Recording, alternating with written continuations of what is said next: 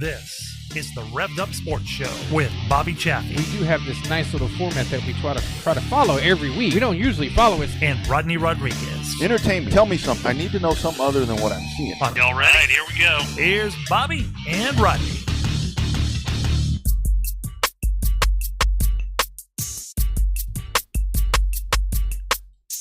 Hi, friends. Happy Monday. Happy NASCAR race day. Not that anyone would care about that, but good weekend. Coming off a weekend, and we get set for hashtag Real Race Talk. That's Bobby. I'm Rodney. We're in the same place. Going to talk to Alan Torres at 7. Tanner Whitmire, 7:25. That's coming up. Talk a little Texas racing. And I got to tell you, I'm for the Texans, I'm so excited that racing is strong in Corpus. I know we talk about Corpus a lot, but that race ranch, man, that's good. I like that, man. That consistency is really good. Hey, rocking and rolling there on Saturday night. Really good. I expected a few more cars than what I thought I'd see with the Elite Series there. Thought there'd be a few more cars, but obviously it's hard to pull from Abilene and all that down to Edna on a Friday night. So I think they had a few more cars there at the race ranch there on Saturday, but all in all, pretty decent show at both racetracks. They seem to like Edna for the first time there in a long, long time, if that's the first time ever for a couple of those guys. But yeah, and all in all, not bad, I reckon. And then the next day, you know, they're with Corpus. I mean, I really like. To me, I think that you're really starting to see what we've talked about so many times on the show, where you give Corpus, you give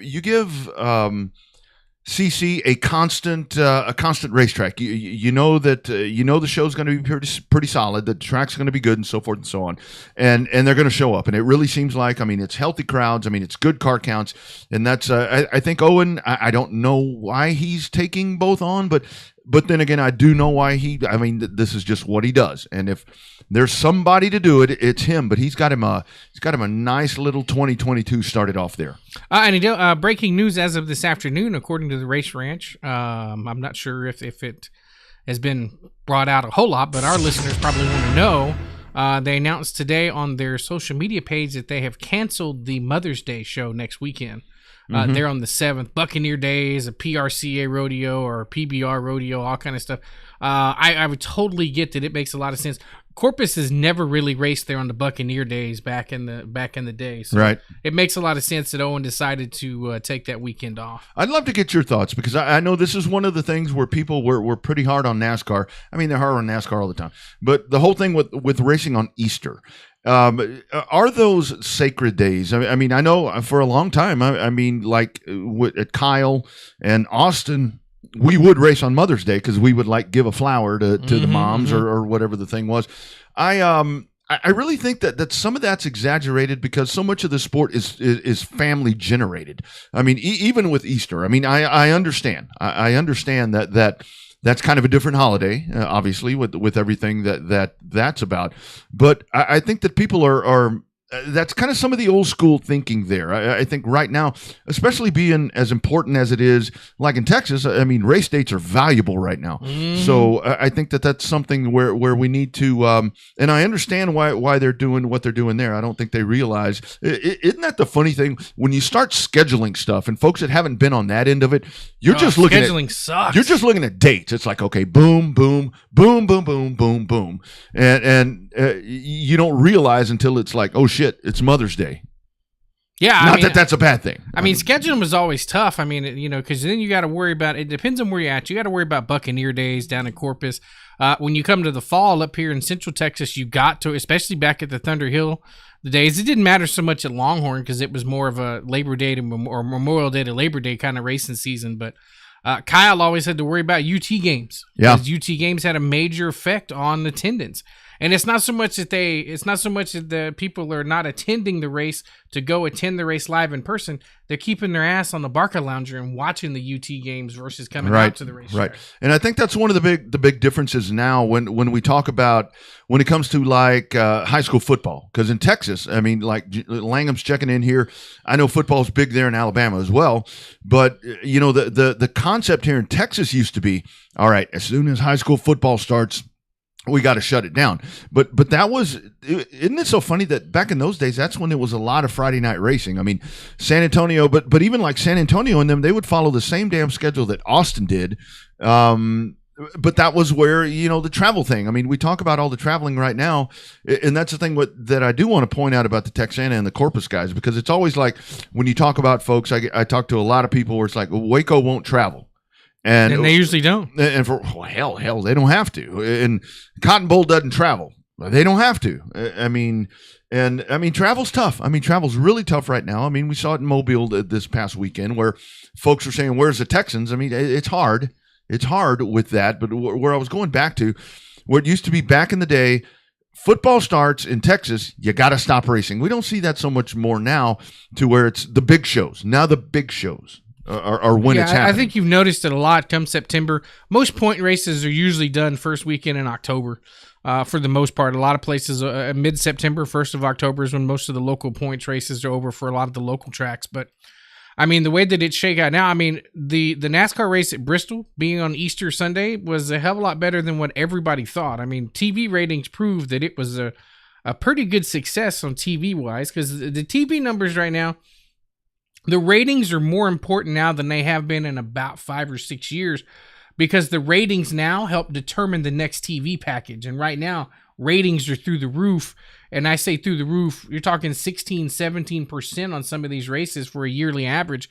That is gold right there. That doesn't sound like a whole lot, but in TV land, when you have ratings that are up 16, 17%, and right now the only thing that brings in revenue right now is live sports, that's damn good for NASCAR. It's unheard of. And like we talk about on the Saturday show on the Horn, with the streaming aspect. I mean, we've got Race On here in Texas that does it so well with many of the tracks here.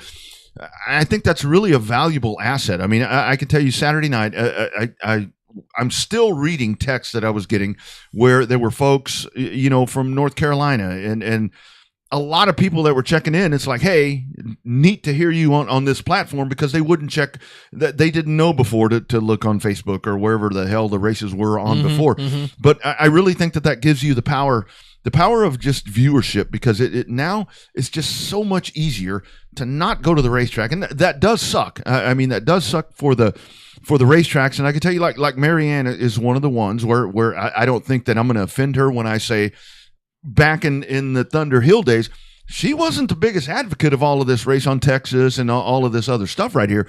But now it's a tool, especially when they're kicking money back to the racetrack, or they're paying for rights, like Race on Texas. They're paying for the rights. I mean, they're paying for the rights to broadcast Gulf Coast. And it's nice that thing has come full circle to where the package is beneficial for everyone, even if you don't get asses in the seats at a racetrack. Well, I think it's different now too, because the streaming services are now, a lot of it started out with big events, right? That's back when the Speed 51 days before Racing America rebranded itself. When it came through, you had a lot of the bigger super late model races there, and you had a lot of bigger shows. Now you see it on Flow Racing, you see it on Race on Texas here for us, and you see it on even Dirt Vision's doing it, and Racing America's doing the same thing. You now have a lot of weekly tracks that are there. Yeah. Flow Racing does a lot of, you have obviously the touring series, but there's a lot of weekly NASCAR shows. A lot of them got rained out this weekend, but I can sit on my couch on Flow Racing and I can watch the weekly racing action from Berlin Raceway in Michigan. Can you sit back and think about, had we had this technology back in the days that you and I were younger, where let's say, okay, the family can't get us to CC Speedway on a Friday night.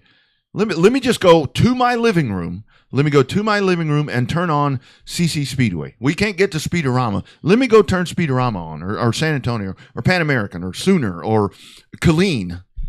Can you imagine that back in those days? Well, I think part of it that would be neat would be the fact that it's not so much the opportunity to do it. It's the quality of video that would have come with it with the races. That's the biggest thing. You've got a really kick-ass, collection at the house of all these old Longhorn races and a lot of really old Thunder Hill races. It is weird old racing at Thunder Hill. Of course, it's been 97 when it opened. But flat as a board right now, my friends. Flat as a board. Somebody asked me that this weekend. Hey, how's that old Kyle track doing? I'm like, it's doing really good for the landowner. Yeah, land value's pretty damn good. yeah, doing quite well.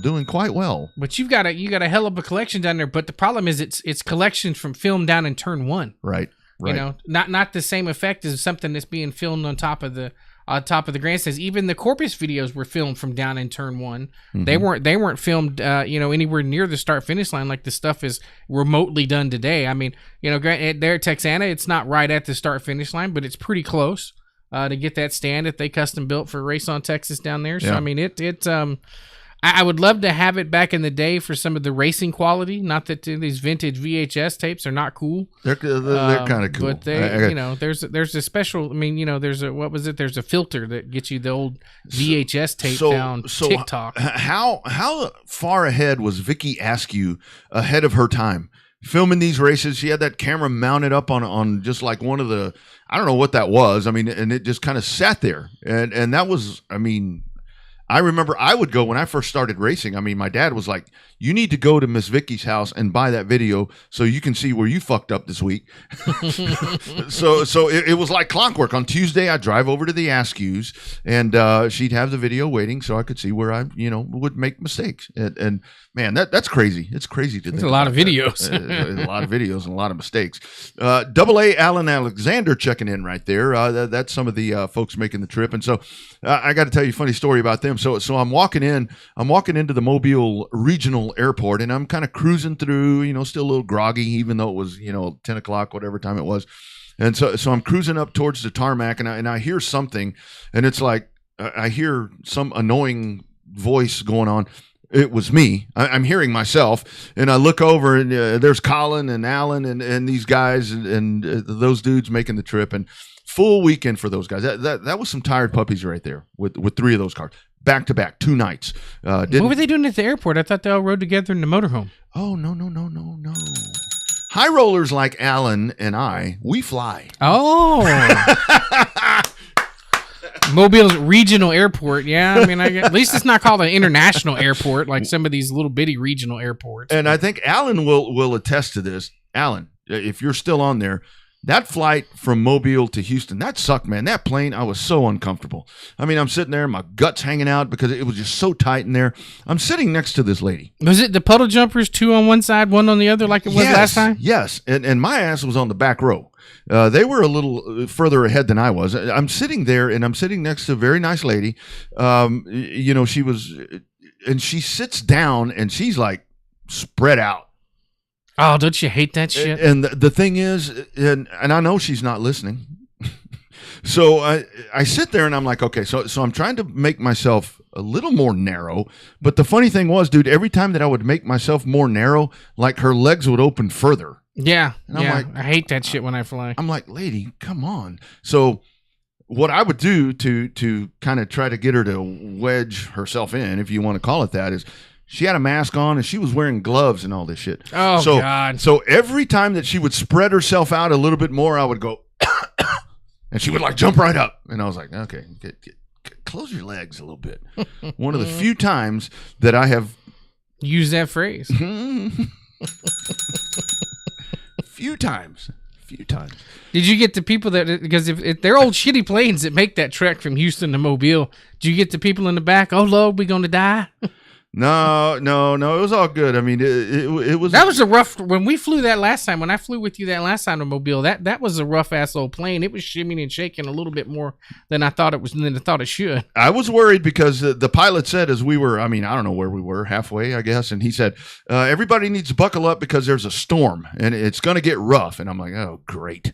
But no, I mean, you can, and it's funny because you can see everybody like, whatever. I saw that happened when we were leaving Vegas. Yeah, I saw one lady. She was like, I don't think she knew the guy, but it was like, I mean, that's happened to me before. I remember one of the flights. It may have been that flight that you're talking about. I think I told you this, where it got so rough. I'm sitting there, and the nice lady next to me like grabbed my leg. I'm like, hey.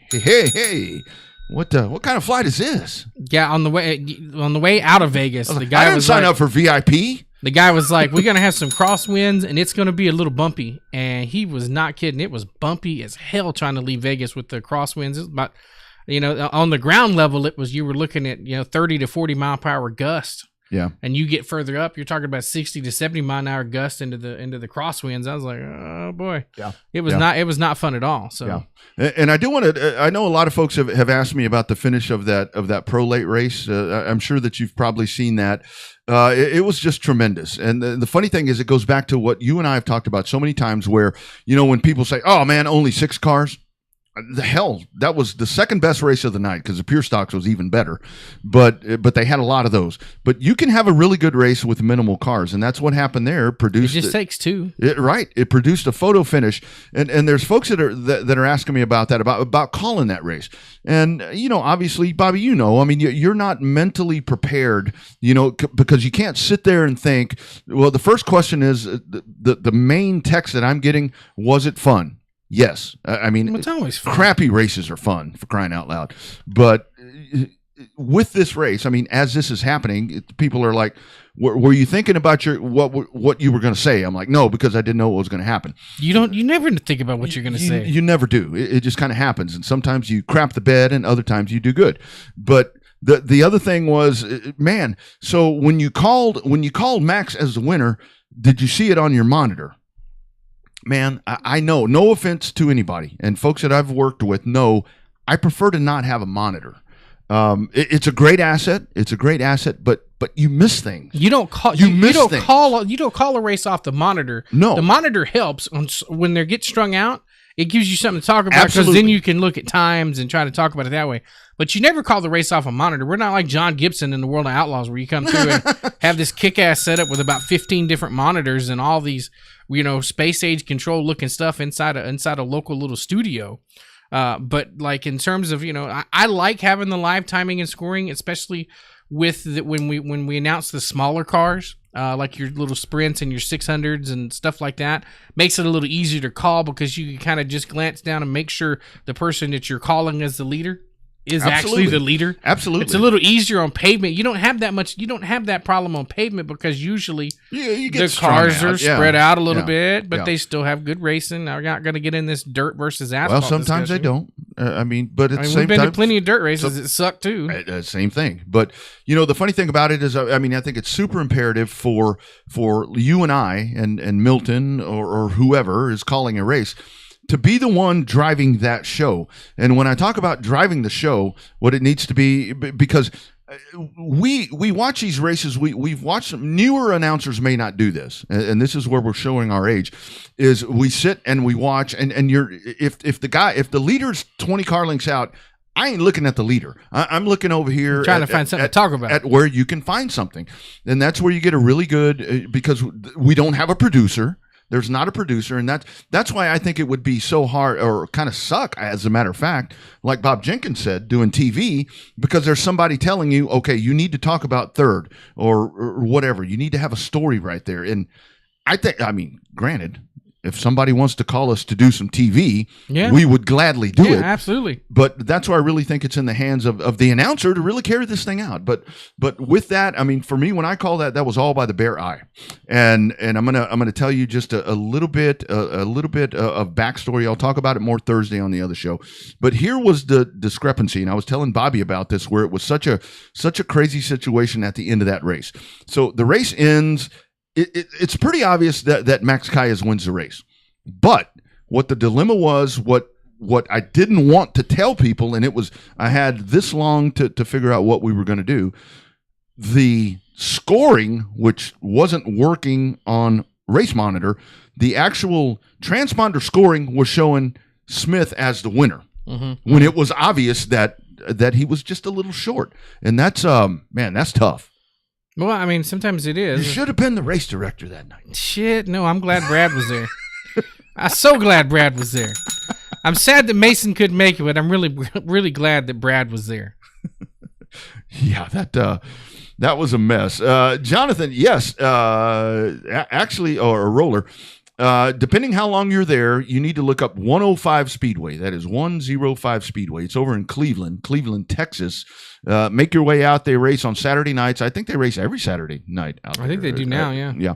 So that may be the place where you may be able to find you one of those jewels, because it's a pretty healthy class there in Houston. But there's lots of those factory stocks. But are there by chance any for sale on the Lone Star Speed Zone classified They section? go quick. They go quick. Okay. I mean, they go quick. We might have to start charging a handling fee as quick as they go, because Lord knows they don't go cheap.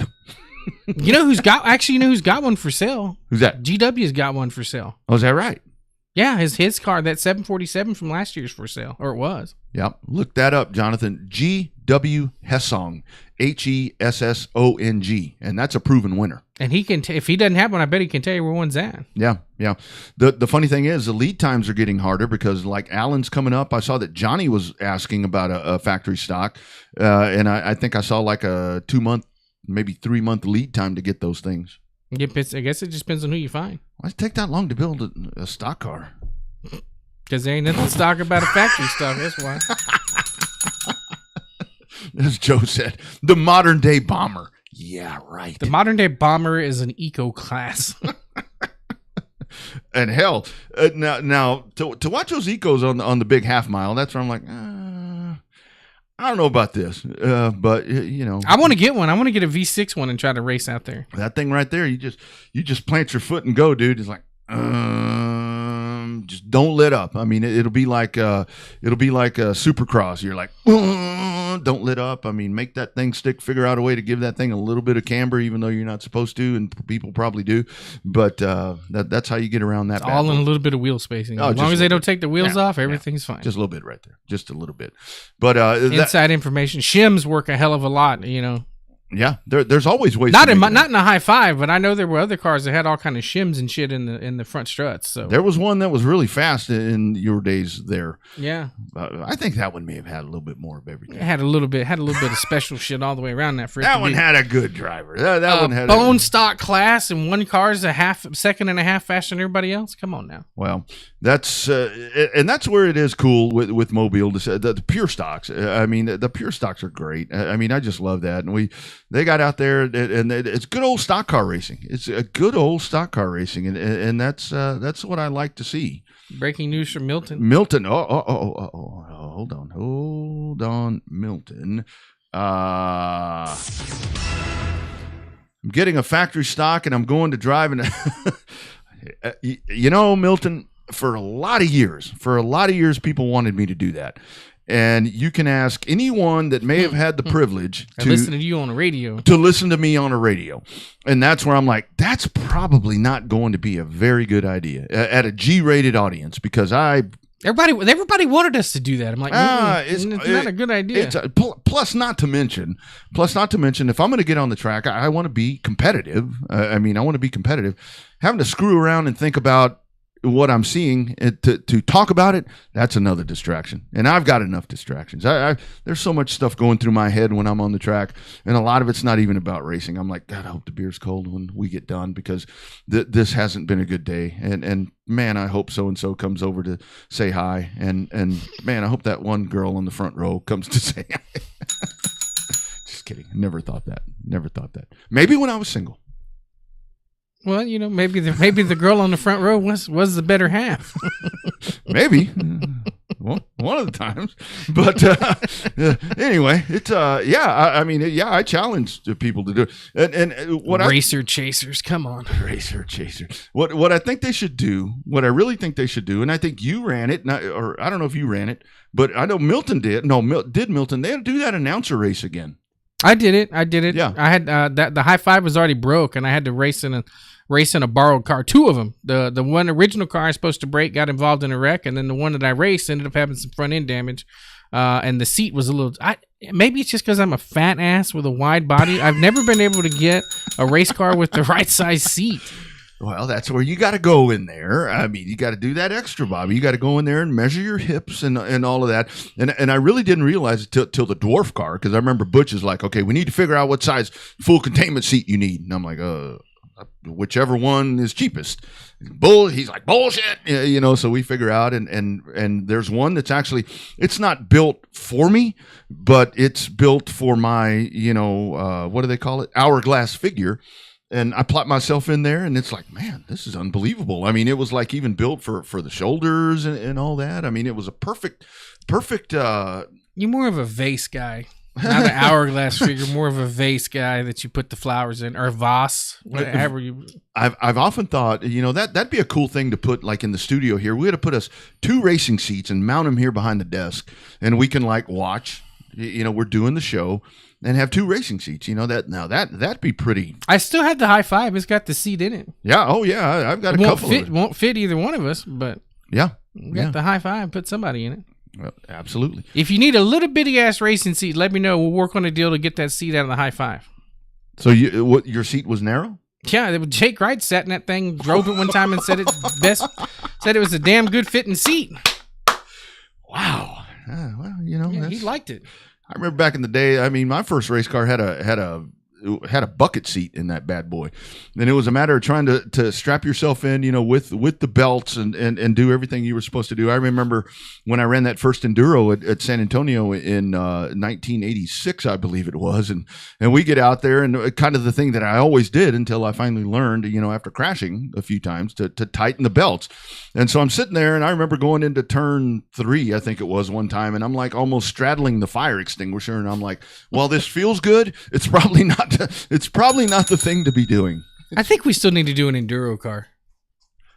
Yeah, I mean, your dad's itching. He wants to do a car. That's it. An enduro car is the right way to go, I think. I see these Lone Star 600s and all of that, and I mean, I've got folks. I mean, hell, I actually went and got my real racing helmet just so I have it. I mean, I've got some guys that ask, and as much as I want to get in a car, I don't want to get in one of I don't want to get in a factory stock. I don't want to get in a Sportsman. I do, but I don't, because Did Alan let you race his during hot laps? Oh no, we were all way too busy. We were all way too busy for that.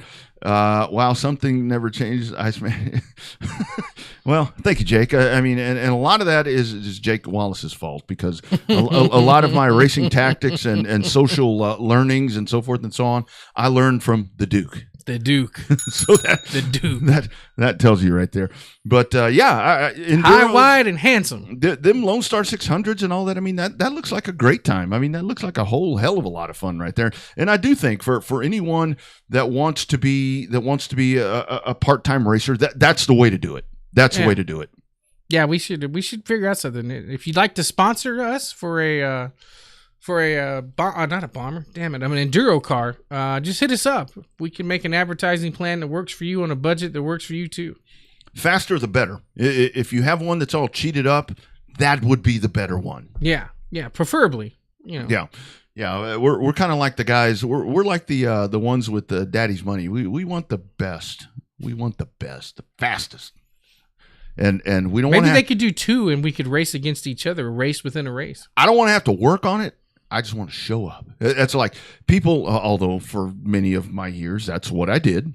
Jake Wallace will, I'm sure, soon post. But, it's like people, as I got older, I did begin to work on them. But, people always ask me, it's like, do you miss racing? I said, I miss racing. I miss racing, sitting on the grid, getting on the track and going out there. I don't miss all the other stuff. I don't miss the countless nights and whatever, because it's a lot of work. I mean, if you're going to do it right, you have to be committed. And that's, we joke about it, but a lot of these guys, I mean, you see it, dirt and asphalt and dirt.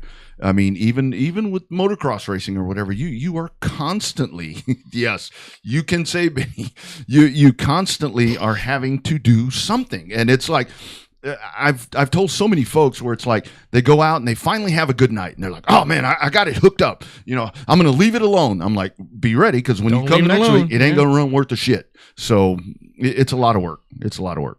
I only know a couple people leave it alone and they got faster. Like the guys that happened to pop the fence and bend the clip a little bit in the right direction.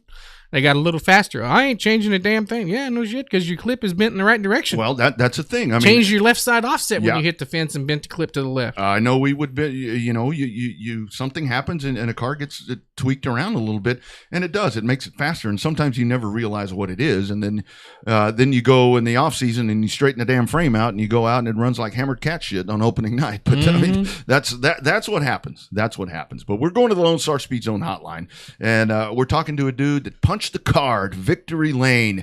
It is Alan Torres, and Alan, there are people that are already posting that they are only watching this because you are coming on this evening, my friend.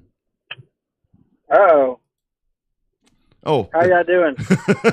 We're doing well, man. We're doing well. Talk us through that big win at Texana, man. So glad that we talk about monkey off the back, but man, I'm glad that you got that one knocked out. Man, I've been battling some gremlins the first few races, and going from broken rocker arms, broken springs, broken studs, just missing setup, and basically getting the car dialed in the last couple races. Been getting some second place finishes, and my brother Johnny is saying the fastest factory stock to not win a race, and kind of got upset about that. Yeah. I was like, I can do it, and I was hoping to get it done last weekend and South Texas Race Ranch, and came up short, but got managed to get it done here at Texana. Yeah, no doubt. Talk about the budding rivalry between you and your brother. Obviously, everybody gives Johnny grief about being one of the fastest guys and sometimes not able to put it all together there sometimes when he steps on it every now and then. But what's the rivalry like between you and Johnny? I mean, y'all used to share a car at one point, I think, and now you got your car. You tell him to stay away from it because you don't want him to curse it? Or what's that relationship like between the two of you guys? Man, that's just brotherly love right there. Brother against brother. Beat him a king of hell. I mean, he's always beat me, so it's just back and forth. But I'd rather race side by side with my brother any day, anytime. Yeah, absolutely. That's got to be pretty cool. So break it all down. I mean, I think it's so cool. We've talked to Johnny, so many times on this show. Or, I mean, dial it all back. I mean, the Torres name with the racing for folks that are new. I mean, when it comes to San Antonio, I mean, I remember Frank. Dial it all back and give folks a quick 101 of the Torres racing history there in the San Antonio area. Man, Johnny's the one to talk to about all that, but I remember going to the racetrack with my dad and Johnny and my other brother Adam. I mean, man, I can't tell you. I forget about stuff last week, but I mean, usually in the San Antonio area, I mean, you say Torres, and we always finish up front if we're not there to win. I mean, that's the only time we go. We're there to win, but we do settle for that second, third place every once in a while. Yeah. Absolutely. But I'm sorry, I'm nervous. No, you're dude. Did Johnny tell you not to? He told you to drink before you came on, right? You were totally fine, man. I should have. I'm not at home yet, but yeah. I'll be there to get my crown pretty soon. So talk I'm sweating bullets over here. Don't worry, dude. We'll be gentle with you. We know it's your first time. Just act like we're standing around the bed of a pickup truck having a beer. That's what we always tell people. We're not going to ask you anything you don't know, I promise. Well, we might, but we'll wait that towards the end. That's right. So talk about the factory stock, man. We hear about those cars all the time, and there's a whole bunch of them. Some of them are cheaper than others. Some of them are really damn expensive compared to the other ones. What is it about the factory stock? Is it just the in class that you want to be, or is it the tires? Some people say it's the tires. Some people say it's the competitiveness of the class. What is it for you about racing that factory stock? I mean, I love it. I mean, I've raced other class sport mod, and the factory stocks. Yes, it's getting expensive, but at the same time, we got some great sponsors, and the tires. I hate the tires, but really, I mean, yeah, I just hate the tires. I hate mounting the damn thing. Well, yeah, I'm sure. Yeah. As far as cars getting expensive, I used to race a Nova, and pretty much won everywhere I went. Hell yeah. And then they pretty much outlawed that, and getting into the Monte Carlos, and I mean, it's just been at first it was a little struggle, but I mean, with my brother helping me out setup wise, and just came easy. Yeah. Yeah. I'm glad you mentioned that, because like with the Novas, I mean, I know the coilover. I mean, that's people like that. But isn't it really cool with one of those leaf spring cars when you can really hone in on a setup right there and just make one of those just haul ass? I mean, that's really cool, because obviously that's not the preferred way to do it. But a good old leaf spring car, ain't nothing wrong with that. Yeah, nothing wrong with that. I mean, overall, I mean, I prefer a leaf spring car over the metric cars. But like I said, they're not allowed. So, yeah, that sucks. So you're the first person that's actually told us that you dislike the tires. Everybody we talked to about factory stock say they love the price of those things, so you don't have to buy those expensive ass Hoosiers now. Other than just the mounting of it, is because they're just bricks, or what's the main thing with the tires that you don't dislike about it? I don't know. I just sorry. I don't know. I just don't like them. I just don't like them.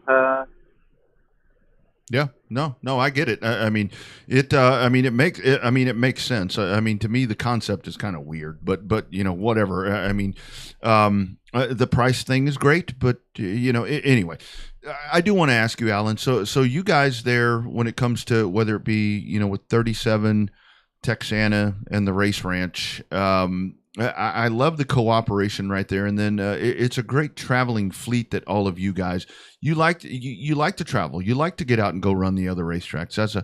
That's something that's really a pretty cool concept for you guys.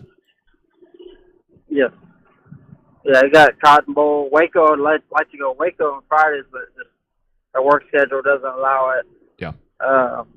But I mean, Cotton Bowl, Texana, South Texas Race Ranch are pretty much where I want to be. Mm-hmm. Yeah, no doubt. So Johnny said he's trying to get himself a factory stock, trying to get one so he can race against you and some other people. How far along is he with that, and do you want him to race factory stocks with you? Oh, yes, I do. I think it's already pretty much almost ready. I think he just needs a body on it, from what I talked to him a couple of days ago. Yeah. Yeah. I want to race with good competition and strong competition. I mean, even for the guys that race the higher classes, Yeah. Get a factory stock. Come on, I like the competition. Yeah, no doubt. So quickly back to Johnny. I mean, of course, he was a part of the 37 management program there. Kind of being the promoter. Have you seen a change in him since he decided to step away from that? Is it a more relaxed, a more focused, let's go racing Johnny than before, when he was having to shift around multiple hats, doing all the different bullshit that you have to do when you're running a racetrack? Yeah, I think he's happier. Mm-hmm. He's happier, and it's running the racetrack is something my dad did. Mm-hmm. And I just think that he wanted to do that just because my dad did it. I was happy for him, but at the same time, it's a lot of stress. I saw what my dad went through with it, and like, man, I don't know how you do it, but he loves racing, and I mean, that's where his heart is at, and his heart's even more driving. I mean, what racer kind of wants to sit back and watch other people race? I mean, he wants to be right there with everybody else racing, mm-hmm. with me racing. Yeah, no doubt. So I'm assuming that you don't have any desire to be a race director or race promoter or anything like that, do you? No way. No way. Isn't that a thankless job? I mean, and the whole thing is, I mean, I'd love to get your perspective. I mean, let's take the fact that Johnny was doing that.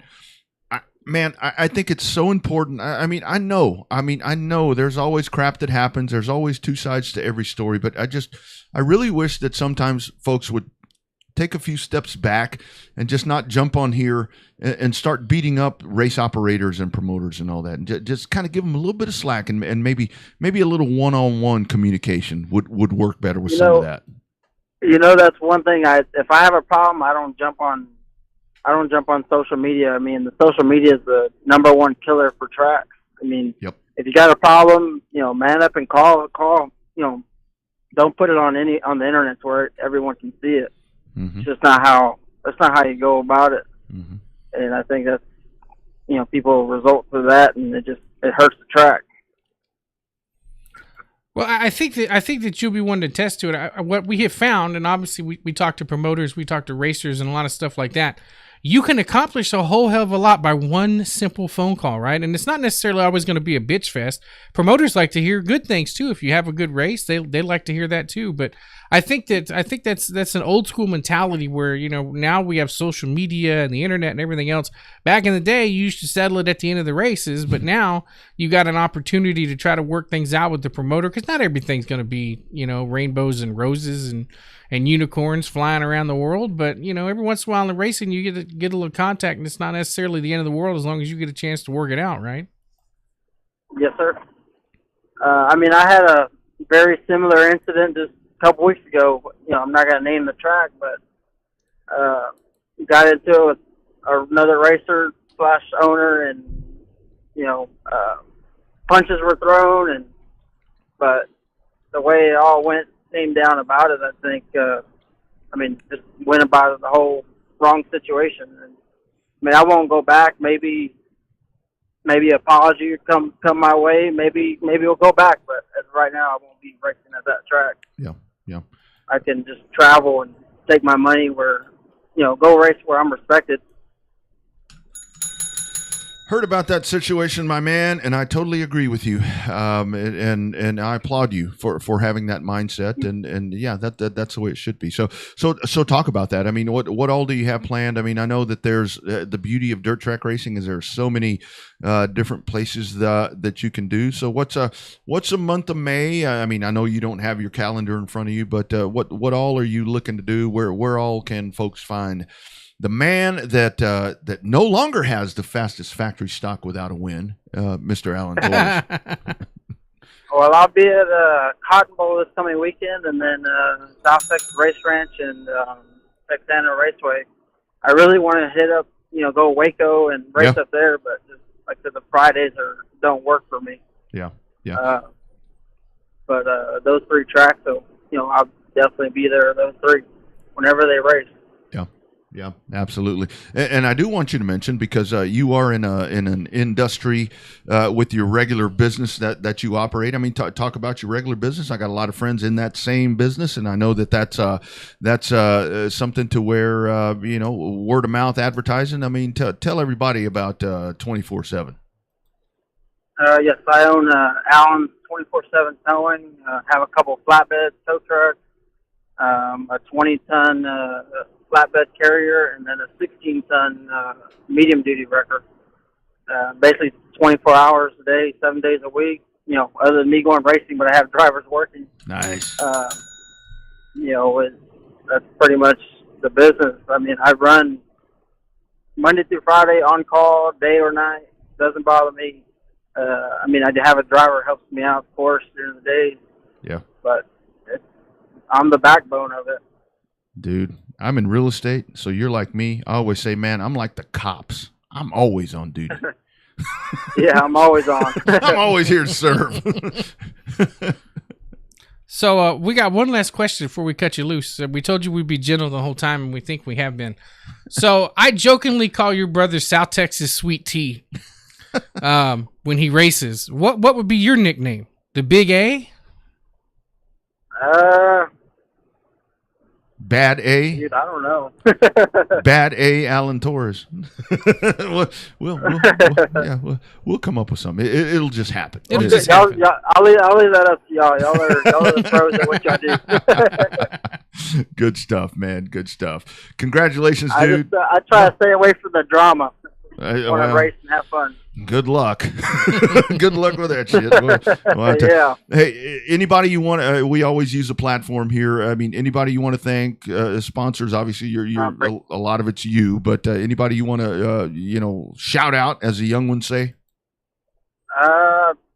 Sundowner, Greg Dinsmore with Sundowner Diesel Repair, F-Bomb Diesel Repair, All in Design, with Anthony Russell Gordon, my company, of course, Allen's 24/7 Towing, and Swinson Racing Shocks, and then my brother Johnny for sure. Yeah, he's the main one that helps me up setup wise, and my 10,000 questions, and and then Tom, of course. Yeah, absolutely, good stuff.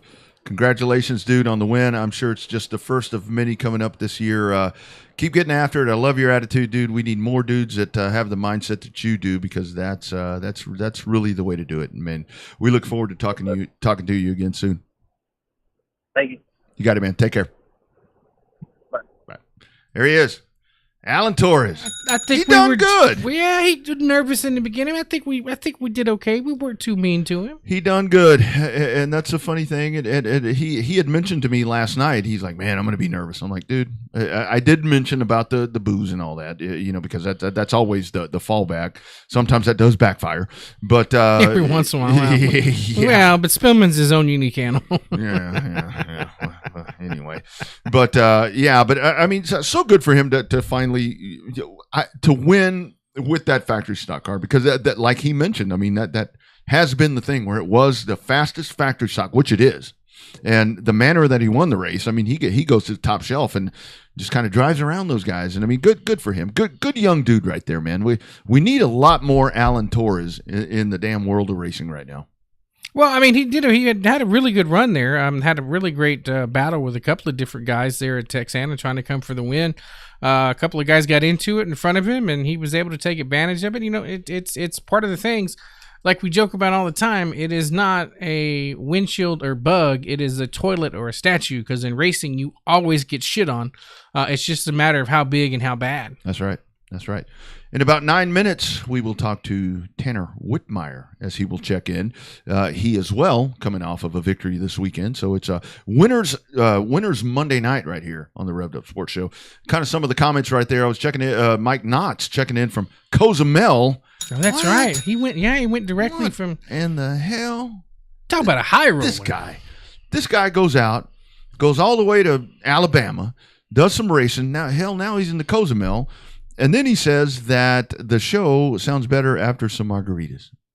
Oh, well, I mean, that's a good thing, I guess. Well, I can tell you that we present the show better after a couple of beers. So, good trade-off right there. So it's a good thing. The circle of life is now complete. That's right. Yeah, Gina, a world traveler. Absolutely, indeed. He is definitely a world traveler. Magic Mike Knotts. It's so funny in Alabama. I say Magic Mike Knotts, and all these people go crazy. I'm sure they're thinking, I mean, not that Mike's not a very attractive dude, but when I say Magic Mike, I think they probably think that he's who was in that movie? I ain't seen it. I have not seen any of that franchise. If you wouldn't ask me, I'd be able to tell you. I think I hear. Hold up. Who? Channing Tatum. There you go. Channing Tatum. We get from the Peanut Gallery. He was in 22 Jump Street or 21 Jump Street. He's that old? Yeah, no, the remake. Oh, okay. I'm like, shit, that was back in the 90s. It's like Willy Wonka and the Brand New Chocolate Factory. It's like, I try to keep myself in pristine shape, but, I don't look like I did back when I was 25 or so. Actually, I look better than when I was 25. But anyway, other than the gray hair. But then Jen Brinson's checking in. I know they were having some weather issues over there. And now this is totally getting off the rails because, yes, Mike Knotts dances in his underwear with his big cowboy hat. That's a sombrero. That's not a cowboy hat, is it? That's a sombrero. Hey, speaking of that, he's not as good looking as me, says Mike. That's right. I've seen that guy. And here's Russell Vickery. What's up, guys? Do you know what you're getting into? This is right in the middle of it. Magic Mike discussion. Russell, have you watched Magic Mike? He seems like a Magic Mike kind of guy to me. Well, remember what was crazy when that movie first came out? The number one women's movie was about strippers, and the number one guy movie was about a teddy bear. Because that and the movie came out about the same time. What was the lady movie? The Magic Mike, the stripper movie. Whoa. Okay. I thought you were talking about Magic Mountain. I'm like, wait a minute here. I'm thrown off. So you mean Twin Peaks, not Magic Mountains? Twin Peaks. No, no. I'm thinking about Bareback Mountain, or what's that? Brokeback Mountain. Brokeback Mountain. Bareback. As you guys can tell, I'm quite the movie guy. I am quite the movie guy. Jennifer popped in at the wrong time, didn't she? Hey Tanner, you can call earlier if you want to, dude. we are ready for you because now we are sitting here breaking down. We're Siskel and Ebert or whoever the hell they are. That's what we do. We got to start doing movie reviews on this show. We'd actually have to go to movies for that. No, but we could watch some old ones. We could watch old movies and review them here. We could do like a 20-minute segment. You tell us the movie to watch. We can watch it independently at some point, and then we'll break it down. We'll break it down here on the Revved Up Sports Show. So you're telling me you want to break down Brokeback Mountain? No, not particularly that movie. Not particularly that movie, but we're saving that as a drop, by the way. And don't, yeah, Six Pack. Now we could break down Six Pack. That's totally fine. But the thing is, we're gonna open this thing up. We keep getting Six Pack. And I knew it. There it is. Debbie does Dallas. Okay, Alan, we'll do it. For research purposes, pick one for the team. Yeah, for research purposes, we have to. Might have to download that. Hopefully, there's no viruses on that. Can you buy that one? Is it like in 4K now? I don't know. Retro in 4K. The funny thing is, I could probably go look in that box, that VHS box. Hell, it might be in there. Yeah, never know. But yes, that is a pristine collection of all type of racing movies. That is something that we could possibly do some kind of movie review. Somebody was mentioning to me asking, "Hey, what's your do you have a Netflix review?" I'm like, "Yeah, I like Netflix." And they were like, "No, what should I be watching?" I'm like, hell, I don't know. Drive to Survive. Drive to Survive. That's it. Owen Pittman. So much for a racing show. Well, you know, we're full variety here. Well, if we could get Alan Torres to talk a little bit more, we wouldn't have been having this big gap. He did. He did all right. He did just fine. He did just fine. But I do want to talk about, so coming up this weekend, you've got Heart of Texas is going to have the annual demo derby out there, and I think for that one, 10 cars. If at least 10 cars, $1,000 to win that. So that'll be good. You can go to hotspeedway.com. The rules are there. I mean, good old demo derby, and they do it nice there. I mean, they go full. That was the race last year. I thought you were going to say they go full frontal. I said no. That's back to Alan's movie review. But so the demo derby was the one time. I mean, it's happened in the past, but so last year, my first year announcing in Waco, Selby Holder calls me. So we have the demo derby, and the next week Selby pulls me over or pulls me in as I get there, and he's like, "Man, I got to talk to you. People were complaining that you called a demo derby car a piece of shit over the PA," and I'm like, well, it was one. It was one. Did it win? And I don't think it won. But he's like, so I got 3 people that were pissed off that you said that. So don't cuss anymore. And I'm like, wait a minute, am I in Waco? I mean, no offense to Waco, but I'm like, I would expect that more maybe at Marianne's show that's tailored more to family or something like that. But we got Waco people flipping drivers off and everything. I'm like, okay, I'll try to watch that. But anyway, yeah, that was my demo derby story. So I may stay home this weekend so I don't get in trouble. But going back to the hotline, and boy, talk about a dude having to follow up some great conversation. Here is another winner from the weekend. It is my brother, Mr. Tanner Whitmire. Tanner, how we doing, dude? Doing good. How you guys doing? Man, we are all over the place, my friend. We are all over the place. I heard. We got Magic Mike. We got Brokeback Mountain. We got Strippers. We got Six Pack. We got man. You're all over to say the least. We got it all, dude. We got it all. So we're gonna pack up the VCR and do some movie reviews coming up here. Good stuff. Speaking of good stuff, so let's talk about your weekend, man. You take the hike, you go out there, you take the modified, you win another one, man. Look like a good weekend for you, buddy. Yeah, and actually a weekend that wasn't really planned. I was actually supposed to be out of the country. I was listening to you guys talk about flying earlier. Yeah. I got a couple of flying stories myself, but nice. I was actually supposed to be down in Brazil, and which was going to make me miss Edna on Friday. Luckily, the rain through there on Monday allowed me miss my flight. So, Nice. Long story short, I was able to make the trip to both Edna and I-37 on Saturday. Hell yeah, it's good stuff.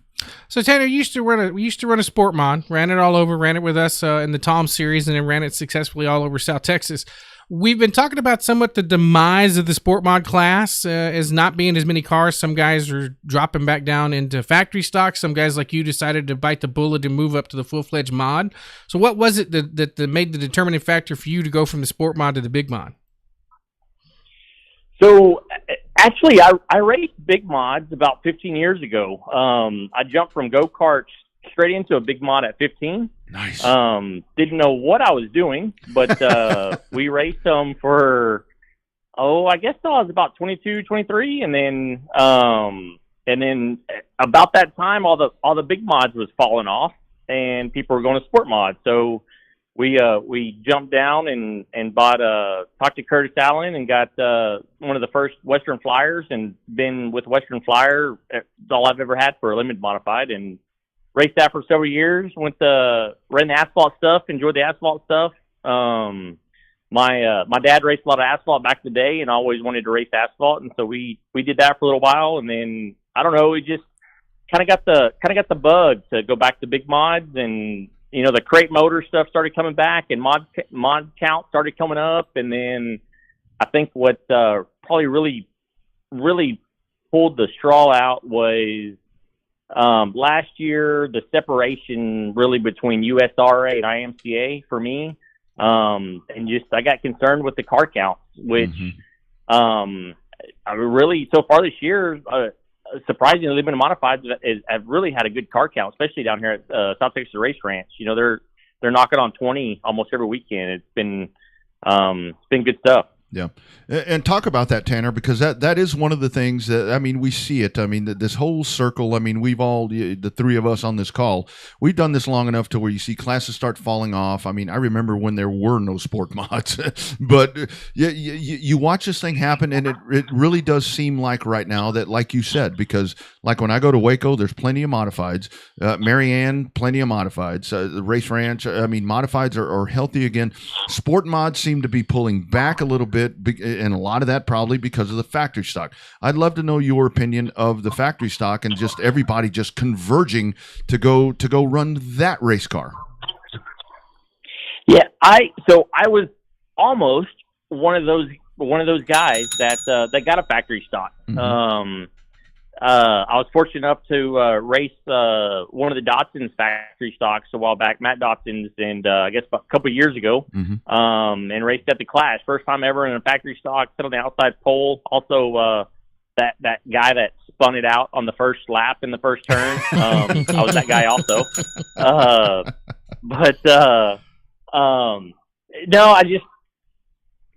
No, I really wanted to like the factory stock, because at the end of the day, those guys are racing for a lot of money. There is a lot of money almost every weekend, and there's a lot of talent, and it's a very competitive class. I bet you it's probably one of the most competitive classes out there. If it's not the competitive, it's definitely top 2, top 3 for sure. Just because the cars are so equal, and it is fun to race. But man, they tear up a lot of stuff. There is no respect for other drivers in that class, and that's what turned me away from it. And I ended up going the modified route. Yeah. Yep. So you mentioned your dad racing. Talk this story about how your dad's a cool dude. I know your dad from back in our asphalt days with the Tom stuff, but I didn't realize your dad had raced as much and as long as he did. Yeah, I don't really remember my dad racing a whole lot. I was young. I remember a couple of times where he was running the old TIDA stuff. Probably the biggest memory I have is watching him race at old Texas World Speedway. Yeah.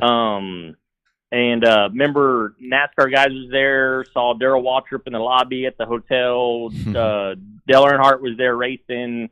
And I don't remember how old I was. I was 2, 3, 4. I know I was small enough. They hid me underneath the luggage and stick me in the pit to go pick up the race car one day. But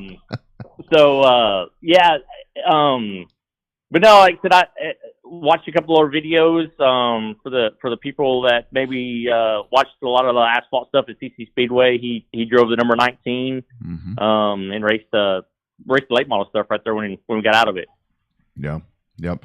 So Tanner, kind of double-edged question here for you. So you mentioned CC Speedway. So the fact everything that finally, I mean, as much as we hate to see it, we pretty much know what's going to happen there. It's pretty obvious.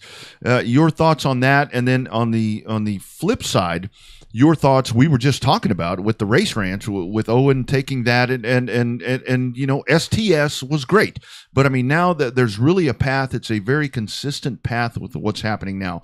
Your thoughts on both of those, the losing of one and yet the re-energizing of another. Yeah, I guess let's start off with CC Speedway. Sure. When I think of racing in the old days and just all of the history in Corpus, it makes me think of CC Speedway. Yeah.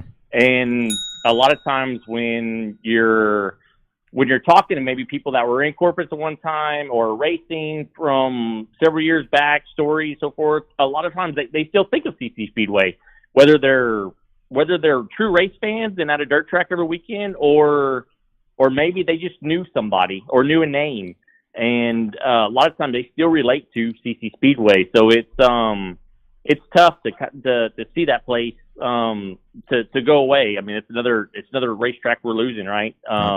It seems like we are losing more racetracks these days than gaining more racetracks, which is something sad to see. Mm-hmm. Yep, I agree. So how does that translate into the STS stuff now, or not Race Ranch? Yeah, so Race Ranch, in a way, I would say it's very positive because it's nowadays with economic prices going up, having two racetracks in one town, it's almost impossible, especially the size of Corpus area, right, and the surrounding cities. So in a way, it is good. It'll all those diehard asphalt guys that were still holding on to their cars and hoping to see CC Speedway come back, maybe they'll go ahead and bite the bullet and switch over to go ahead and make the move to dirt and get the car counts back to Race Ranch. That's one way to look at it. Kind of another way I look at it is, what they do with the trucks, the Texas Truck Series. Mm-hmm. There's a lot of asphalt trucks out there that they've been able to convert, and I think they were outside the dwarf cars last weekend at I-37. I think they had the highest car count, right? Wow. So it's just being able to see all the old cars sitting in everybody's garages, sitting in everybody's shops that are under tarp, got a bunch of dust on them. Maybe it's time that we'll be able to get those back out and see more pure stocks out there. I think that's another good thing that we're seeing the pure stock class come back up. I remember whenever I was younger and first starting out, the pure stocks, that was a big class.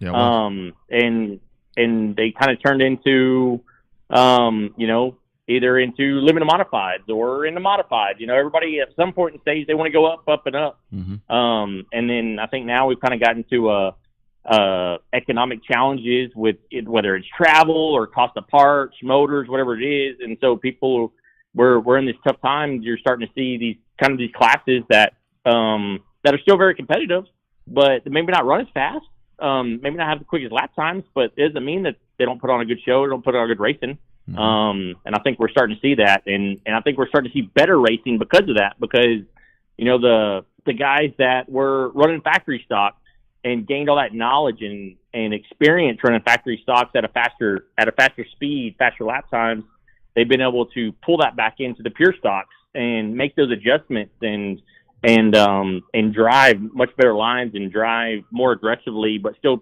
keep it clean. So it's I look for the pure stock class to actually down there in South Texas Race Ranch to continue growing. Just like the E-Mod class, right? That's another one down here that has really taken off that I've been really surprised with. Kind of the same thing. There's a lot of limited modified guys that it got to a point, economic, motors cost too much, whatever it may be, and they switched back to E-Mod. Still perfectly good cars, still, put on good racing. A couple weeks ago when Maklicek, or not Maklicek, but Lawrence's grandson won. You know, that was a heck of a race. Yeah. That was EMOD class, right? Mm-hmm. You don't have to have big motors to put on a good show. Yeah. One of the questions that we like to throw out to veteran guys, Tanner, is when we talk about entry level, and you kind of like are taking us right to it.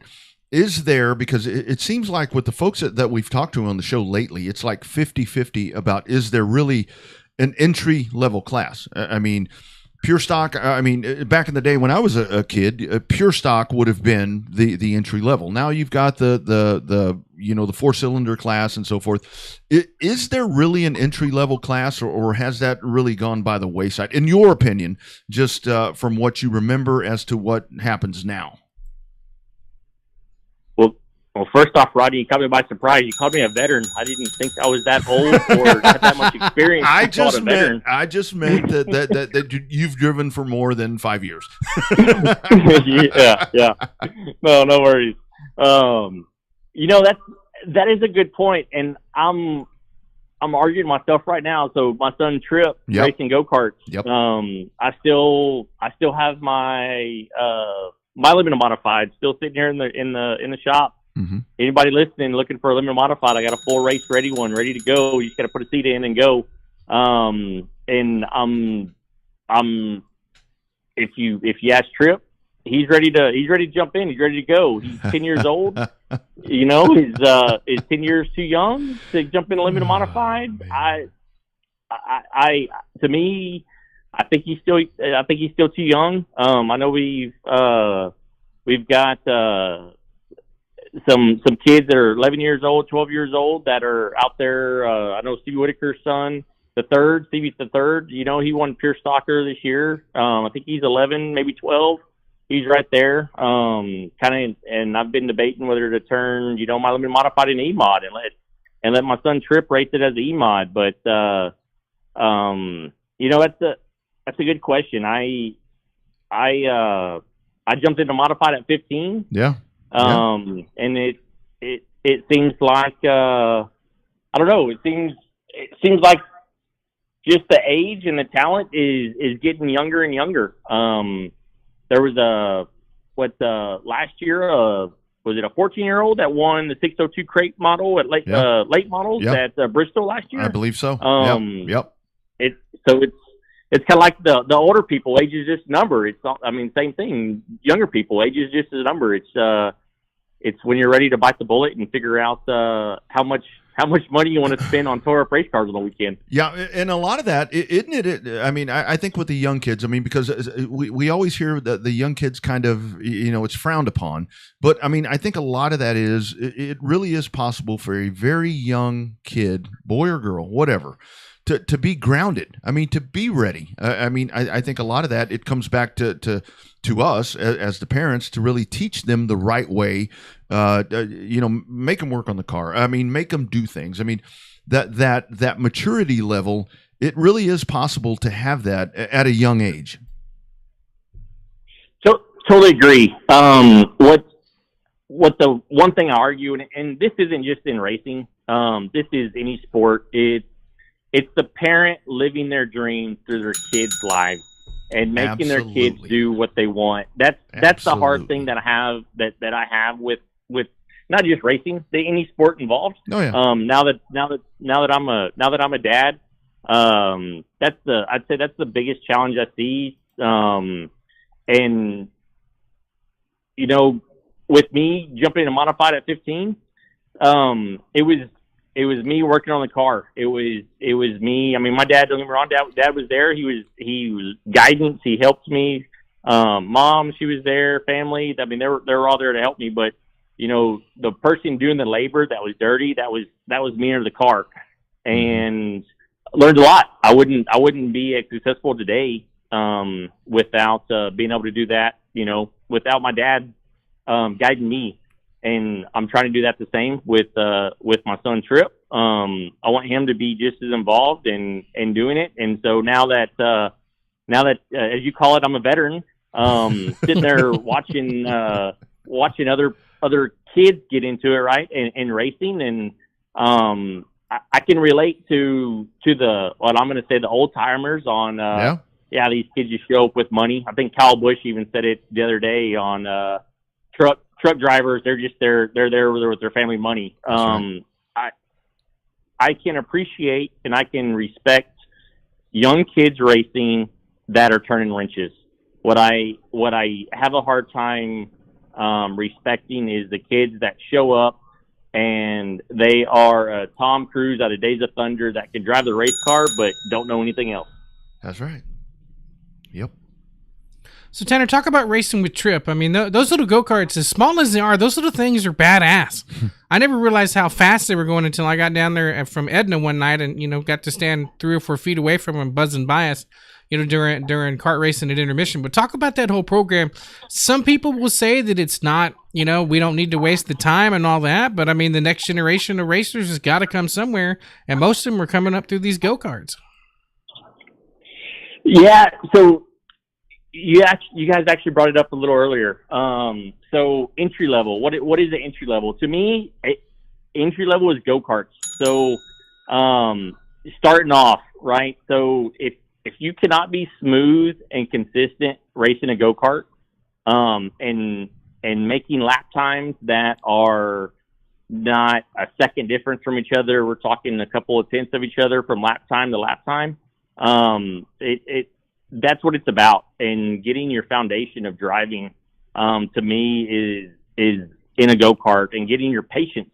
Yeah. That's probably the biggest thing in racing, right? Is patience, and not getting flustered if somebody hits you, not getting flustered if you don't get your line. And go-karts, I would argue it's kind of like the factory stock class from a competitive standpoint, and being so close and being so tightly racing. It's kind of very similar. So, and that's where I'm looking for with Trip is to build his foundation, on racing karts. I'm planning on this year. I'm wanting to still race, but also do a bit of traveling with Trip, and I'm going to take him, up to, North Texas area and, race on, some different tires. So they do different tires, different motor stuff up there.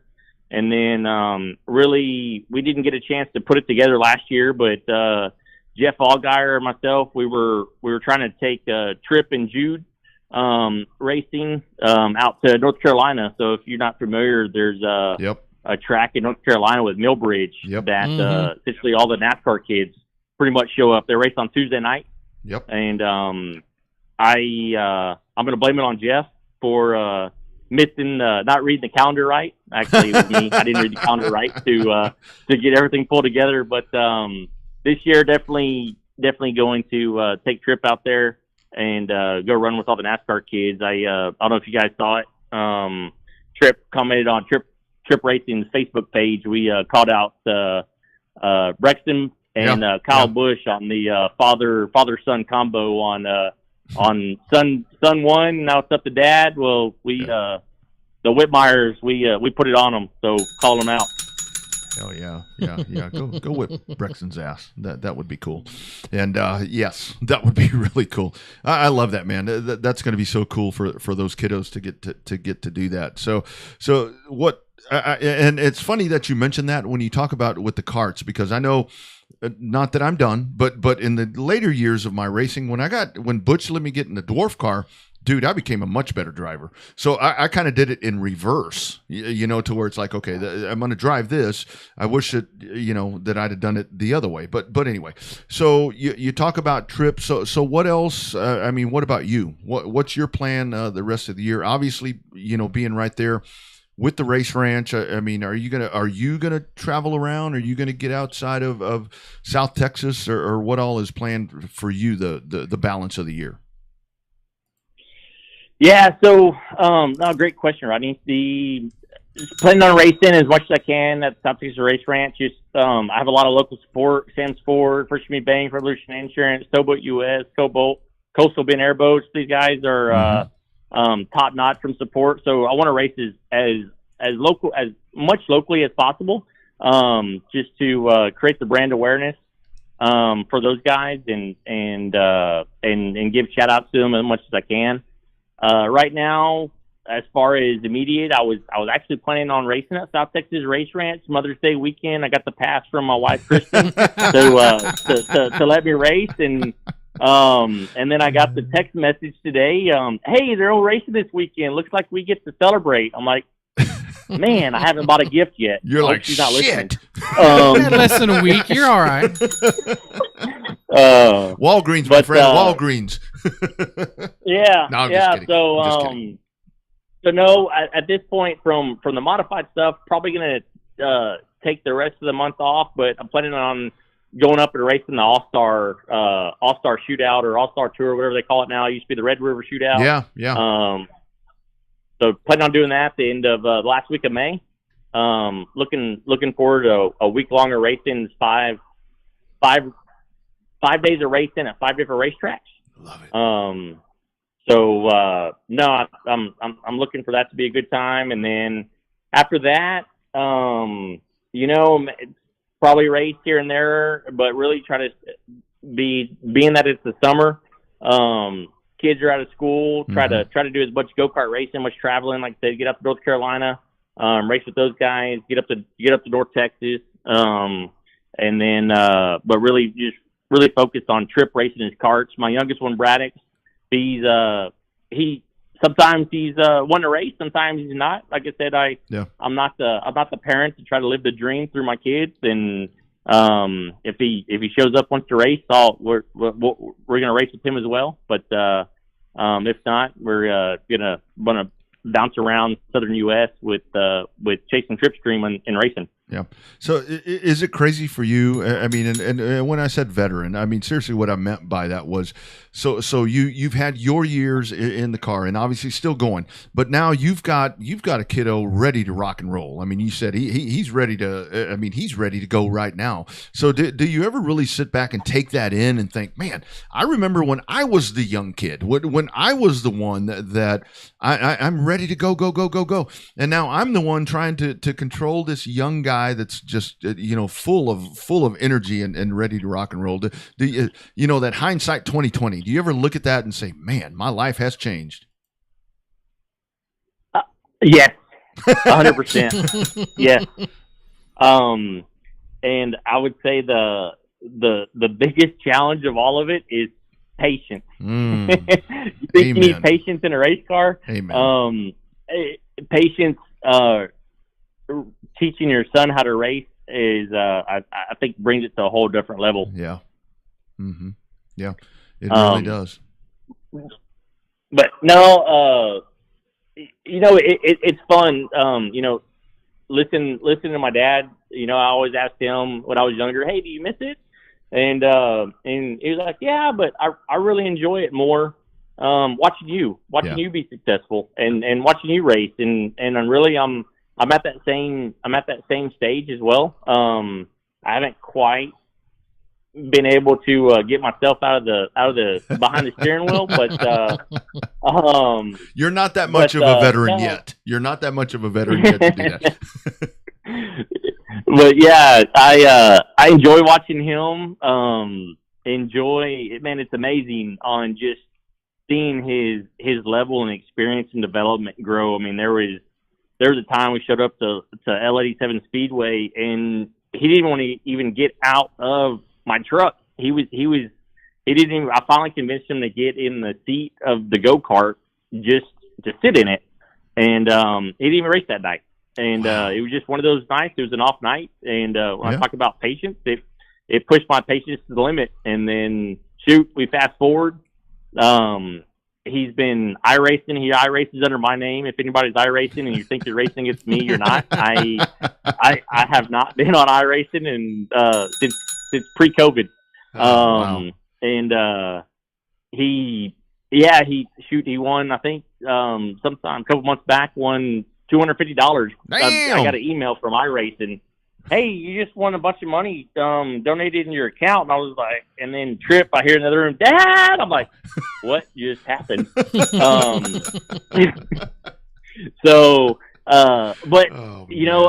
I try to use everything with Trip as a teaching and guidance experience. So speaking of emails, it was probably about a month ago.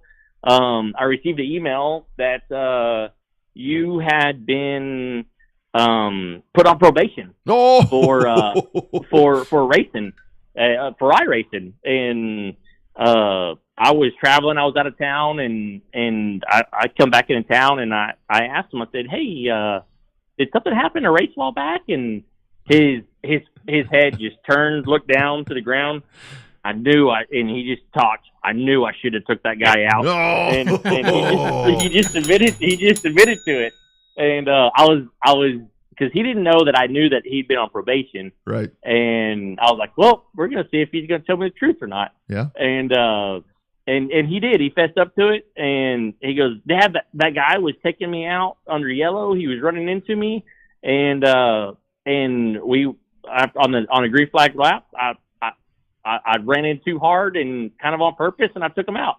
And and it turned out I went back. I mean, I raced and sent me a video, and everything he said was true. Yeah.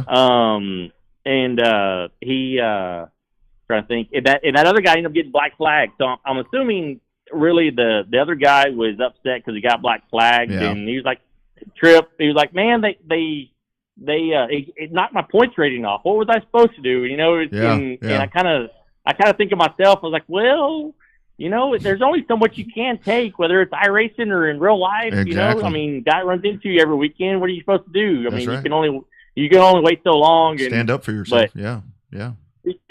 Put the parent hat on. You need to be the better guy. You don't need to hit him. And on the other hand, I'm like, I wouldn't have ran that sucker over, no doubt. Absolutely, man. Absolutely. Oh, my God. That's a great story, dude. I love that. That is so awesome, man. Well, dude, you know that we wish you both the best. And, I mean, I'll tell you the cool part about it is I love, I mean, the main point that you made tonight for folks that have young ones that are coming up. I mean, seriously, don't live your dream through the. I saw it for years in football and baseball, and I see it a lot in racing. I see it a lot in racing, but I think that's such a huge point. And man, looking forward to watching both of you guys, you and Trip. I think you guys are going to do some really cool shit coming up here in 2022.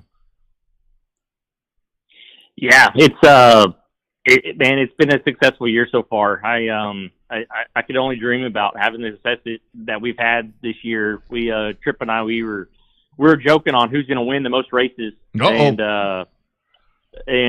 Yeah, I think after the success he had at the I call it the race ranch, not the race ranch, but the arena, yeah, Star Series, yeah, at the arena, yeah. He ran 3 different classes. I think there was a total of 15 features. He won 12 of the 15 features. Oh. So he's up to 18 or 19 wins so far this year, features, and I'm at 2. Yeah. You better start traveling. I don't think I'm gonna be able to make it up there. yeah. You better start racing every damn day, my friend, because you've got a long way to go to catch up to him. But super good. Yeah, we were joking. So I've had a lot of seconds so far this year as well in the modifieds, and I don't know if you caught on Facebook this week, but I started posting the first loser is still a first, so I'm counting them. I'm counting them. That's right. Yeah, you're going to have to catch him. You're absolutely going to have to catch him because he's got quite the pad on you. But good stuff, Tanner, man. Thank you for taking the time on a Monday night. And, man, I love that. I love that excitement. I love that proudness of you with the kiddos there, man. That super cool to hear. And just keep doing it, man. Just keep doing it. You're doing it the right way, brother. No, I appreciate it, and no, thank you guys for having me. It was an honor to be here Monday night. Again, I just want to thank all my friends, family, parents, my sponsors for supporting me, backing me up. Sam Sport, couldn't do it with those guys. Hector, Joe Black, those guys. If you anybody listening, need a new car, I know the car market is slim right now. Yep. Those guys will find you a car. First Community Bank, loans, car loans, whatever, house mortgages. Give those guys a call. Revolution Insurance, man, back it up, right? Those guys can save me a ton of money from an insurance standpoint. It's no Geico. These guys are top notch. In house. Showboat US. Anybody that owns a boat, I don't know how anybody that can race and afford a boat at the same time. I'm going to assume you either have a boat that doesn't run well and a race car that does run well. So for those guys, it's a must. It's $100 a year, and they'll tow you in anywhere, anytime. Damn. Yeah, it pays for itself in the long run. Trust me. Give those guys a membership, $100. Coastal Bend Airboats. Anybody that's not looking to buy a boat, maybe that doesn't have a race car, Coastal Bend Airboats, these guys, top notch. Also reach out to them if you're wanting to go fishing. They can hook you up with some guide fishing. Austin Escaloni. I go out with him. I've limited out every time. They go out of Rockport. Great guys. Darwin IT. These guys are new internet service here in South Texas. Give those guys a shout. Fast internet. Nice. Faster than the Whitmire's 101 team for sure. Right on. And there it is. Like Coors Light can't do it without celebrating. Can't race without Light. There's Robert, those guys. Coors Light for sure. Yeah, that's good stuff, man. That's good stuff, and well done, by the way. Well done, youngsters. That's how you do it, right there. And I'm sure Tripp has gotten a crash course on that as well. So, because that's super important. Good stuff, dude. And congratulations, man. All the success. I mean, not just now. I mean, the whole career, man. It's been a joy to watch you, man. Yeah, you're one of the best. Oh, I appreciate it. Thank you, guys. You bet, man. We'll do it again soon, man. Thanks for taking the time. Yeah, thank you. Have a good evening. All right, buddy. Take care. You bet. There he is, Tanner Whitmire. Man, just a lot of good things to pull out of that. But I love the glowing excitement of just him talking about the kiddo. I mean, that is so cool. That is so cool right there. And I mean, I'm sure that there's a lot of dad son moments right there where we're having those conversations with all that. But can you imagine that, having a youngster that young, that talented, man? That's awesome. That is awesome. Yeah, it's pretty crazy. And you see some of the dads that get in. I mean, they get into it, and it's not so much that they do the whole living through the kids. I mean, a lot of them do. Sure, sure. Just the way it is, or they push the kids into it a little too much because that's what what they want to do. But you'll see some of them dads, they'll get into it. I mean, and it's just like watching the big cars races. You'll see. You can see it before it happens on a couple of these things, because the kids are a little bit inexperienced, and some of them are. Yeah. And you're like, that kid's fixing to wreck that other one. Yeah. Okay. Yeah. Boom. There it is. He wrecked the other one. And then it's the same thing where the dad's like, never touched him.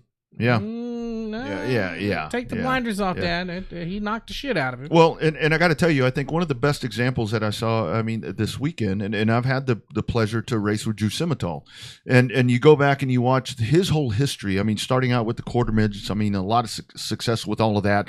But, I mean, this dude gets out, and he's always done it. I mean, I know that there was an incident there at the start of the race, and then obviously at the end there was something else that happened right there. But this has been a dude where he's been so grounded, throughout his career, and he's advanced his way all the way up, and he goes out and he's successful in everything he does. And so many people that were surprised with him, 19.992, the only truck in the 19s this weekend, kind of taken aback. I'm like, this isn't surprising to me. I mean, the kid's learned the right way. He's been coached, he's been taught, and I think that's so important, because it is. And you do see it more in the stick and ball sports. I will truly tell you, to where it's like, I have friends that I've watched them with their kid out on a field or on a court, and they say, well, I'd have done this. And I don't have the heart to tell them, I played with you. No, you wouldn't have. No, you wouldn't have. You weren't worth the shit. I mean, so that's a great point right there. That's a very good point, and it's a lot. I mean, and it's a lot of pressure for young kids. But Tripp really seems to be handling that extremely well. Next thing you know, we'll have Tripp on the show. I'm sure we will. After he goes and beats Mr. Little Bush, probably have to have him on here. Yeah, absolutely.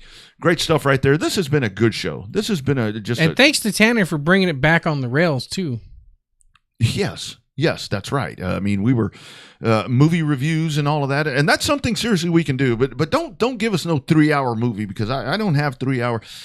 My attention span is horrible. I mean, people tell me when I talk about my attention span for watching stuff, I like to watch a lot of Dateline. I like the killing, or not the killing, but the like Dateline and the stuff that they The show. murder mysteries? The murder mysteries. There you go. Because the wife and the family, they really enjoy those.